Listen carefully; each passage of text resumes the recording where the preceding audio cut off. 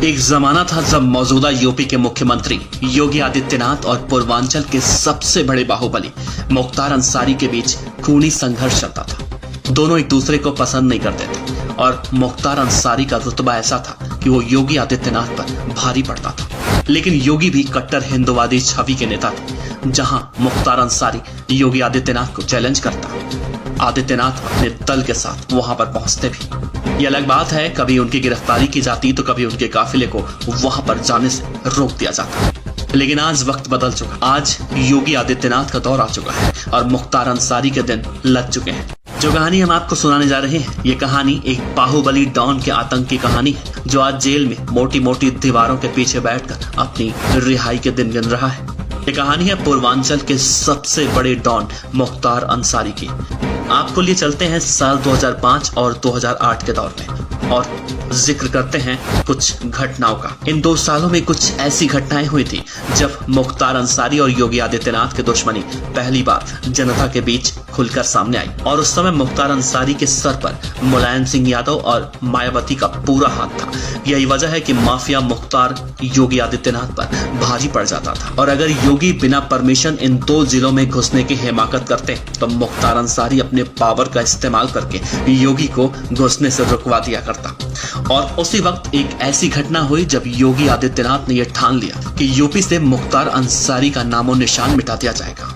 हालांकि तब उत्तर प्रदेश में ना तो बीजेपी की सरकार थी और ना ही बीजेपी की सरकार आने की कोई उम्मीद, और योगी आदित्यनाथ के मुख्यमंत्री बनने की बात तो बहुत दूर की बात थी। एक तरफ योगी आदित्यनाथ अकेले मुख्तार अंसारी के खिलाफ मोर्चा संभाले हुए थे और उधर मुख्तार अंसारी के सर पर मुलायम तो कभी मायावती का हाथ था, जिसके बाद मुख्तार अंसारी योगी आदित्यनाथ पर लगातार भारी पड़ता दिखाई दिया करता था। लेकिन आने वाले 9 सालों के बाद योगी आदित्यनाथ सूबे के मुख्यमंत्री बन जाएंगे। ये बात ना तो मुख्तार अंसारी को पता थी और ना ही योगी आदित्यनाथ को। आज मुख्तार अंसारी जेल की सलाखों के पीछे ये सोच रहा होगा कि अगर 9 साल पहले योगी से पंगा ना लिया होता तो आज उसकी ये हालत तो कतई नहीं होती। लेकिन पूरी कहानी जानने के लिए आपको सिलसिलेवार तरीके से समझना होगा कि 2005 में जब मऊ में दंगे हुए थे तब इन दोनों के बीच किस बात को लेकर खुलकर दुश्मनी सामने आई थी। तब मुख्तार अंसारी खुली गाड़ी में दंगे वाली जगहों पर लगातार घूम रहा था।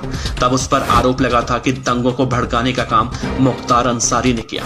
इन दंगों के बाद 2006 के आखिरी महीने में गोरखपुर में भी कुछ ऐसी ही तस्वीरें सामने आई थी। लेकिन उस वक्त के तत्कालीन सांसद योगी आदित्यनाथ ने मुख्तार अंसारी को चुनौती दी कि वो मऊ आकर पीड़ितों को इंसाफ दिलवाएंगे। लेकिन उन्हें मऊ जिलों के दोहरी घाट में रोक दिया गया था और यूपी की सियासत में दोहरी घाट की राजनीति चर्चा में आ गई।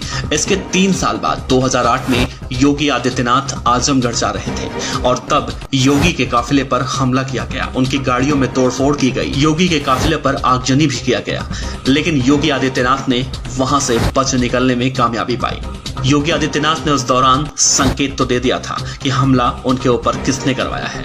योगी आदित्यनाथ ने उस दौरान कहा था कि लगातार मुस्लिम पक्ष गोलियां चला रहा था, गाड़ियों को तोड़ा जा रहा था, पुलिस तमाशा देख रही थी। हम लोगों ने चेतावनी रैली की कि हम लोग इस लड़ाई को आगे बढ़ाएंगे।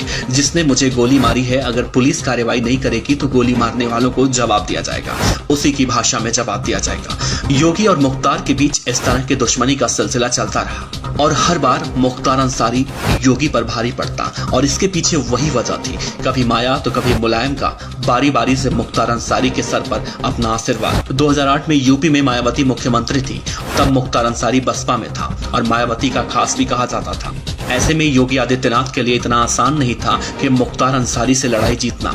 लेकिन बदलते वक्त की तस्वीर ऐसी बदली कि मायावती ने अपनी पार्टी से इन दोनों अंसारी बंधुओं को बाहर का रास्ता दिखा दिया और फिर आया 2013 और 14 का वो दौर जब देश में धीरे धीरे मोदी लहर हावी होने लगा। और फिर अगले विधानसभा चुनाव में जब सत्ता परिवर्तन हुआ तब सूबे के मुख्यमंत्री बने योगी आदित्यनाथ। वही योगी आदित्यनाथ जिन्हें कभी मऊ और आजमगढ़ जाने के लिए परमिशन लेना पड़ता था एक गुंडे की वजह से। मुख्तार अंसारी मुलायम और मायावती के राज में जेल में बंद था, लेकिन योगी राज में और मुलायम और मायावती के राज में इतना फर्क है कि मुख्तार अंसारी इन दोनों के राज में यानी माया और मुलायम के राज में जेल से अपने गैंग को ऑपरेट करता था, लेकिन योगी राज में जेल में जाने के बाद मुख्तार अंसारी जेल से अपने गैंग को चलाना तो दूर, उसके कई ठिकानों को सरकार द्वारा नेस्तनाबूद किया जा रहा है। राजनीति के पंडित तो ये भी कहते हैं कि साल 2005 और 2008 में अगर योगी के खिलाफ मुख्तार अंसारी ने इतनी साजिश नहीं रची होती तो आज योगी मुख्तार अंसारी को लेकर इतने कड़े रुख अख्तियार नहीं कर रहे होते।